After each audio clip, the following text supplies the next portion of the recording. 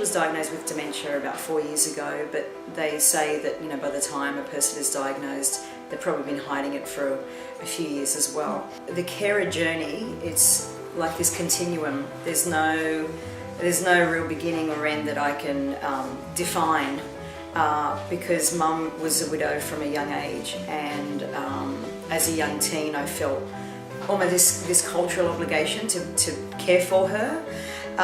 So we became, confidants and best friends and all of that stuff. So it kind of made sense that when she started to get ill, even before her dementia diagnosis, that I was her carer. In the midst of being a carer,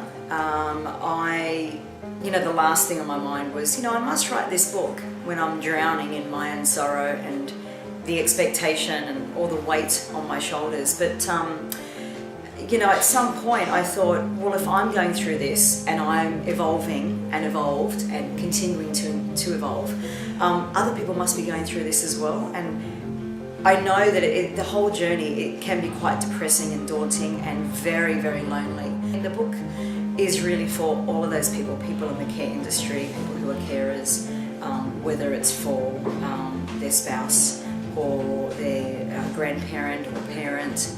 It's just helping them to navigate their feelings as well as services and I guess their place in the world, and to be acknowledged. The carers really want to be acknowledged.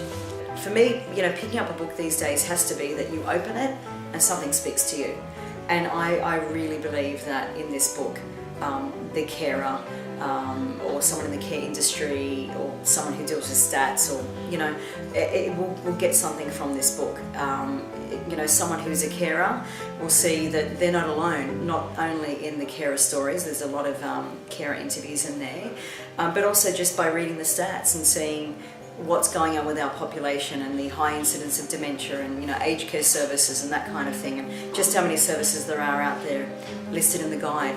It provides people with beyond the basics of where to go and what to do when they become a carer, because a carer is often just thrust upon you, that role, and you have no time to sort of own that tag. You just have to do things, and urgently.